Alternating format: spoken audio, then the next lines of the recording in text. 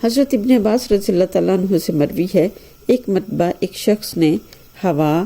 یعنی آندھی کو لعنت بھیجی، اور اس وقت نبی کریم صلی اللہ علیہ وسلم موجود تھے۔ تو آپ صلی اللہ علیہ وسلم نے فرمایا، ایک دوسرے پر لعنت مت بھیجا کرو، کیونکہ یہ اللہ کی پابند ہے۔ اگر تم نے کسی ایسی چیز پر لعنت بھیجی جو اس کی مستحق نہیں ہے تو وہ واپس اسی کی طرف لوٹ جاتی ہے، یعنی لعنت بھیجنے والے کی طرف۔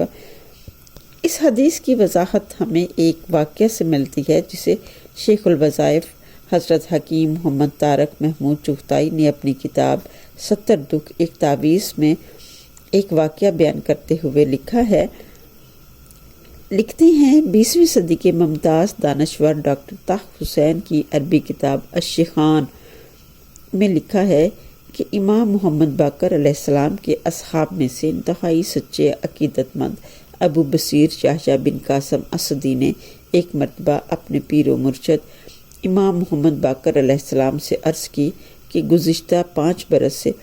میں بے حد اذیت میں مبتلا ہوں، کیونکہ میں نے اپنی بیٹی کا نکاح ایک ایسے شخص سے کر دیا تھا جو خود کو سادات علوی میں سے شمار کرتا تھا اور چرب زبان ہونے کی وجہ سے ہر شخص اسے معزز سمجھتا تھا، لیکن نکاح کے بعد معلوم ہوا کہ اس کا سادات سے کوئی تعلق نہیں ہے، بلکہ وہ تو اپنے اعمال کے اعتبار سے انتہائی خبیث اور کردار کے لحاظ سے بہت غلیظ انسان ہے۔ وہ ہر دن میری بیٹی کو گندی گالیاں دیتا اور ہر رات غیر محرم فحش عورتوں کے ساتھ تعلق رکھتا تھا۔ اسی خباثت کی وجہ سے اپنی اولاد پر بھی توجہ نہیں کرتا تھا، بلکہ چھوٹی سی شرارت کرنے پر بچوں کو مار مار کر ہلکان کر دیتا تھا۔ اگر میری بیٹی اسے روکنے کی یا سمجھانے کی کوشش کرتی تو اس کے ہاتھ میں جو بھی چیز آتی اسی سے میری بیٹی کو بھی پیٹنا شروع کر دیتا تھا۔ میری بیٹی کی پیدائش سے لے کر اب تک کسی غیر محرم نے اس کے سر کا بال تک نہیں دیکھا تھا، لیکن وہ خبیث اپنی بیوی پر گھٹیا الزام لگاتا۔ کئی دن بیمار رہنے کے باوجود وہ اپنی بیوی کا علاج نہیں کرواتا۔ اب تو اس کی بے رخی اور مظالم سے تنگ آ کر میری بیٹی نے موت کی دعائیں مانگنا شروع کر دی ہیں۔ اس شخص کے پاس رہنے کو مکان نہیں تھا، میں نے اپنی زمین پر اسے مکان بنا کر دیا۔ اس کے پاس روزگار نہیں تھا، میں نے اپنے علاقے میں اسے تجارت شروع کرائی تاکہ حلال روزی کما کر اپنے بیوی بچوں کا پیٹ پال سکے، لیکن اس احسان فراموش نے اپنی بد کرداری کی وجہ سے ہمیں پورے علاقے میں بدنام کیا ہوا ہے۔ اپنی آمدنی گھر لانے کے بجائے فحش عورتوں پر لٹا دیتا ہے،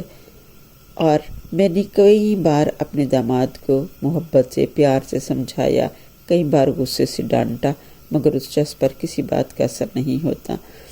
تو وہ اپنے پیر و مرشد سے فرمانے لگے کہ آپ استخارہ کیجئے اور اپنی باطنی بصیرت سے معلوم کریں کہ کیا ہم پر کوئی جادو ہے جو ٹوٹ ہی نہیں رہا، یا ایسی کوئی بندش ہے جو کھل نہیں رہی، یا کوئی بدقسمتی ہے جو ابھی تک بدل نہیں رہی، یا ہمارے پیچھے کسی کی بد دعا ہے جس نے ہمیں خون کے آنسو رونے پر مجبور کر دیا ہے، یا ہمارے کسی گناہ کی نحوست ہے جس کے پاداش میں ہماری زندگی جہنم بن چکی ہے۔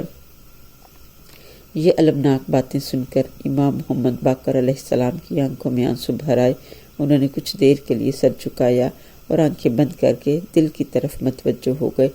اچانک آنکھیں کھولی اور پریشانی سے ابو بصیر اسدی کی طرف دیکھ کر فرمانے لگے،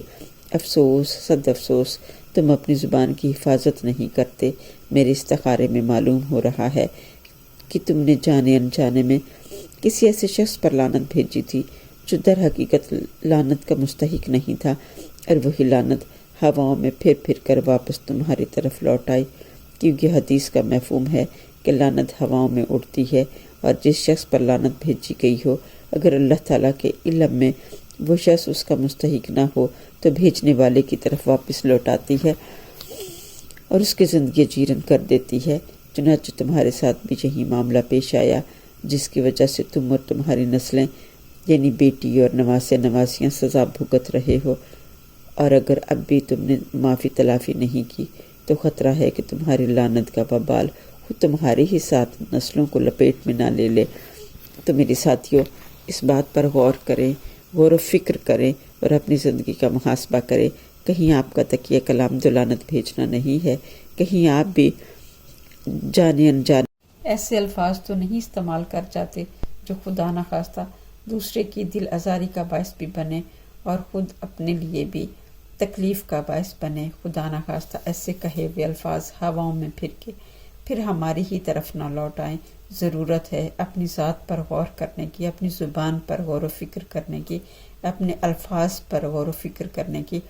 کہیں کسی کا تقیہ کلام ایسا تو نہیں ہے کہ وہ لعنت کا لفظ استعمال کرتا ہو، گالی گلوچ میں یہ الفاظ استعمال کرتا ہو۔ اگر کوئی شخص ایسا کرتا ہے تو فوراً توبہ کرے، استغفر اللہ کہے، اور جن لوگوں پر لعنت بھیجی ہے ان سے فوری طور پر معافی مانگے، تاکہ اس زندگی میں بھی سکون حاصل ہو اور آخرت میں بھی اللہ تعالیٰ کے ہاں ہم سرخرو ہوں۔ صدق اللہ العظیم۔